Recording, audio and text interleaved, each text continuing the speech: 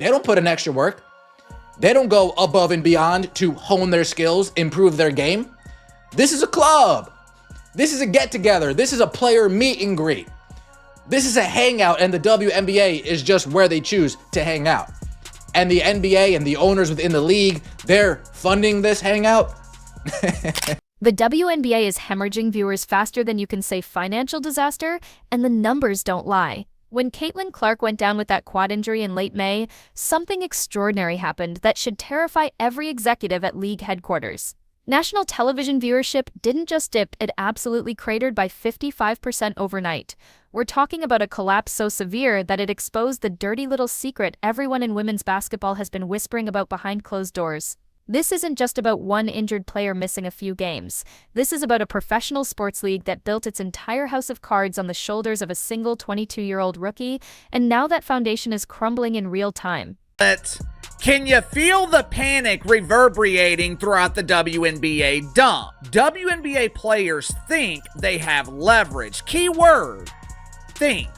Now, in their defense, they do have leverage in the short term. Now, I don't know what to believe from financials, but they got a lot of money backing them from TNT Sports and a lot of investors. And word has it that they came within $10 million of breaking even their first season. That's damn sight a lot. That's damn sight a lot better than the WNBA's done ever. The mathematics of this catastrophe paint a picture so stark it's almost embarrassing. Indiana Fever games featuring Clark were pulling in an average of 1.81 million eyeballs glued to their screens. The moment she disappeared from lineups, that number plummeted to just 847,000 viewers.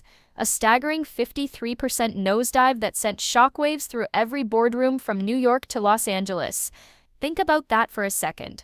We're witnessing a professional sports organization where nearly half the audience vanishes the instant their marquee attraction steps off the court.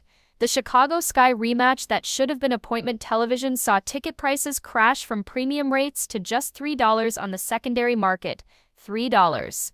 That's less than a gas station coffee, and it tells you everything you need to know about consumer demand when Clark isn't wearing a uniform. Unrivaled will forever change the WNBA. For sure. And the way that they do business, the way that they treat their players, any agreement going forward. Unrivaled did things that were unprecedented. And I think it showed players their value, and players in that upcoming CBA are going to ask for everything. And I think that they're going to have to make something work if they want to see the product on TV. Essentially stalled for a new collective bargaining agreement in the WNBA. For the first time ever, WNBA players think they have leverage. Key word, think. Now, in their defense, they do have leverage in the short term. The problem is, if this short-term leverage is used and the 2026 WNBA season is canceled, it could have devastating long-term impacts on pretend basketball. But here's where this story takes a turn from concerning to absolutely mind-blowing. While their league bleeds cash to the tune of $50 million annually and has never turned a profit in 28 years of operation, WNBA players decided to reject a contract proposal that would have made them millionaires. We're not talking about minor salary bumps here.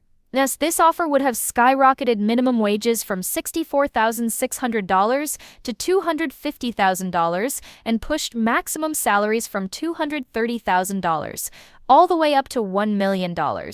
Phoenix Mercury forward Satu Sabally called this life-changing opportunity a slap in the face. Let that sink in. Players competing in a league that survives entirely on NBA charity turned down a chance to quadruple their paychecks while wearing t-shirts, demanding "pay us what you owe us" during the All-Star game. The cognitive dissonance would be hilarious if it wasn't so destructive to women's basketball. I'm wondering, will the WNBA get within $10 million this season? I kind of doubt it, considering Caitlin Clark's missed, 13, 14 games or something like that? We saw ticket prices plummeted. We know the ratings have gone down in games that she's not involved with, which has drove the ratings down across the league. So I don't know. In the All-Star game, wearing "pay us what you owe us" t-shirts. WNBA players whose salaries are subsidized by the NBA wear t-shirts declaring, "Pay us what you owe us." They must have thought this was a great idea. Oh, folks, we're really going to stick it to the owners.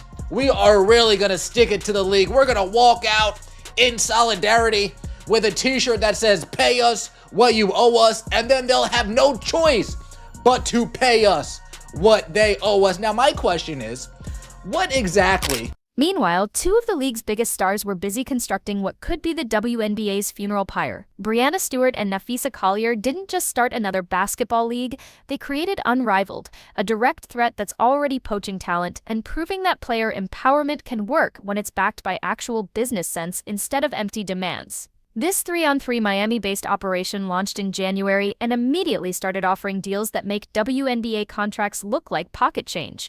Paige Bueckers will earn more in her 10-week Unrivaled commitment than her projected $78,000 WNBA rookie salary. The league generated over $1 million in merchandise sales and another $1 million in ticket revenue before most people even knew it existed.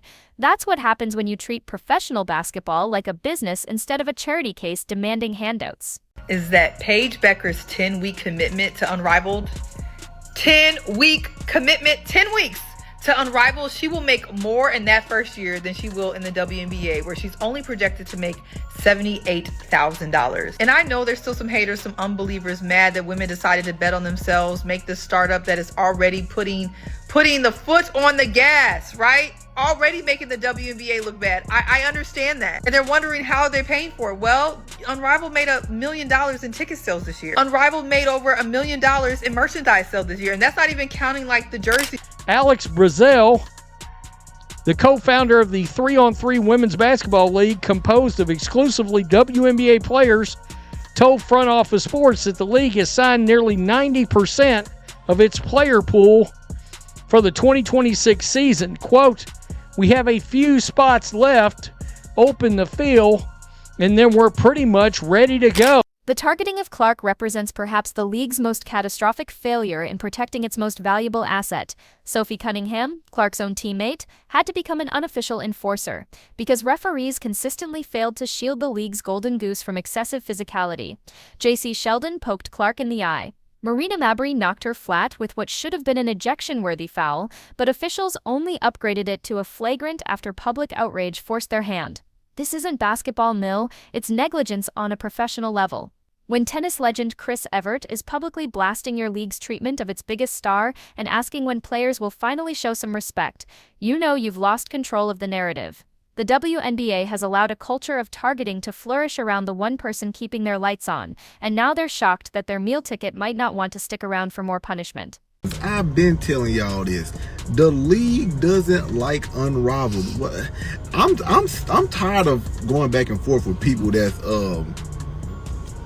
no business will want you to work for them and then basically replicate their business and try to make it better and all that type of stuff. No business does that. So it baffles my mind how a lot of y'all sit back and think, oh, the WNBA loves Unrivaled. No, they don't. The reality that many WNBA players refuse to acknowledge is that the league operates in financial quicksand.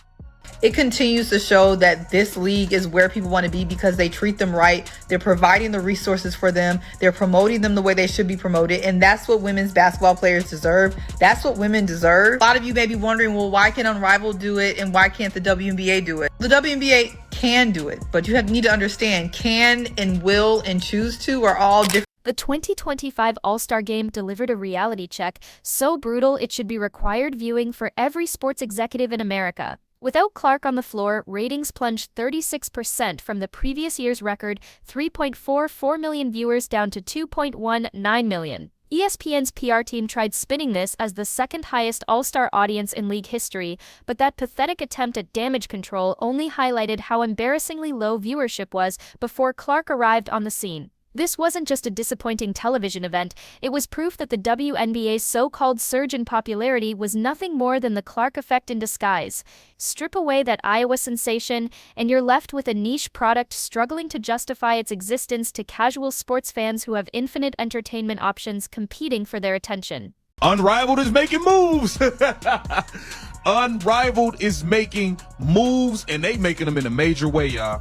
They are making moves in a major way. Unrivaled announced the signings of look, they're going and getting the young, popping, upcoming talent. WNBA, y'all better figure something out. Unrivaled is making moves. We already see the players talking about they are willing to strike. They want what they want. Pay us what you owe. Now, the WNBA has allowed players to play in off-season leagues for however long because they know that they are not paying them high enough salaries. Now, the goal of all the WNBA players, including Nafisa and Stewie, which is why they started Unrivaled, is to be able to pay the players more, give them livable wages, make it so they didn't have to go overseas, and I commend them for that. I think it's fantastic what they did with Unrivaled. Commissioner Kathy Angelberg finds herself trapped in a nightmare scenario that would challenge even the most seasoned sports executives. She's watching expansion dreams that once seemed inevitable start evaporating as the league's fragile foundation cracks under pressure. The woman who steered the organization through a pandemic and inherited a skeleton crew of 12 employees now faces questions about whether those ambitious plans to reach 16 teams by 2028 were built on sustainable growth or Clark-driven hype that's already fading. That massive $2.2 billion media rights deal spread over 11 years was negotiated almost entirely on the back of Clark's unprecedented impact on television ratings and social media buzz. If her injuries linger, or she decides the league isn't worth the physical punishment, the true value of that contract could face serious scrutiny from broadcast partners who thought they were buying sustained mainstream relevance. WNBA is still under this major umbrella of the NBA, and a lot of that affects the way they do things. As long as the WNBA is in this 360 deal with the NBA, you're not going to see them promoting their players, paying their players, all the things that Unrivaled is able to do because they don't have that middle. The brutal truth that nobody in the WNBA wants to acknowledge publicly is staring them right in the face through every empty arena seat and declining television rating. Clark isn't just another star player who brings some extra excitement to the game. She is the game. The evidence is overwhelming and undeniable. She was directly connected to 26.5% of all WNBA economic activity in 2024, driving merchandise sales, ticket prices, and television viewership to heights the league had never imagined possible. ESPN's Stephen A. Smith put it perfectly when he called her both the cash cow and the box office, because broadcasts featuring Clark accounted for nearly 45% of the league's total television value. Her debut against Chicago drew 2.7 million viewers, while games without her see arenas offering $3 tickets just to avoid complete embarrassment. The market has spoken with crystal clarity, and it's not buying the WNBA without Caitlin Clark. Every game she misses is another step closer to irrelevance, and no amount of marketing spin or player activism can change that mathematical reality.